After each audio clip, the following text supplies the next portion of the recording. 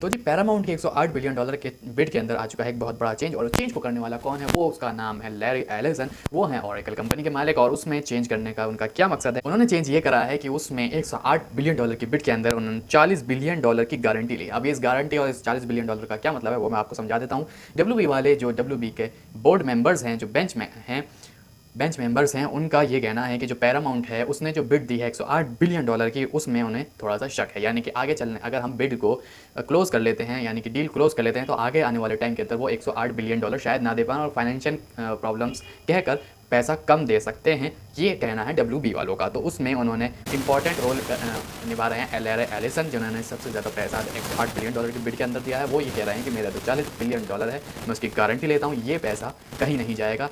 ठीक है। और पैरामाउंट अपने पैसे की जो है गारंटी ले रहा है, यानी कि उसने भी बहुत सारा पैसा दिया, यानी कि 50 बिलियन डॉलर जो है उसने दिया, यानी कि ये हो गया पूरे 90 बिलियन डॉलर। यानी कि पूरे बिड के अंदर 90 बिलियन डॉलर की गारंटी दोनों बंदे ले रहे हैं। यानी कि 90 बिलियन डॉलर तो कहीं नहीं जानेंगे, पूरा पैसा आपको दिया जाएगा। डब्ल्यू वालों को ये लग रहा है कि क्या कहते हैं आगे वाले टाइम में आने वाले टाइम में कहीं ये कुछ ऑफर कम ना कर दे, मतलब 108 बिलियन की जगह कुछ कम ना देने, क्योंकि नेटफ्लिक्स वालों से हम वैसे ही 82 बिलियन ले रहे हैं, कहीं इससे कम ना देने लगे, क्योंकि बहुत ज़्यादा पैसे हैं 108 बिलियन डॉलर। इसलिए लैरी एलिसन और पैरामाउंट इन दोनों ने अपने अपने प्राइस की, अपने अपने बिड की, अपने अपने अमाउंट की गारंटी सामने रखी है डब्ल्यू वालों के। और ऑफर जो है वो लैरी एलिसन ने यह भी कहा है कि ऑफर अभी भी आपके बेंच के ऊपर है, यानी कि अभी भी मौका है, आप बिड यानी कि डील क्लोज कर लीजिए। आपके इस बारे में क्या राय है? कमेंट करके जरूर बताइएगा।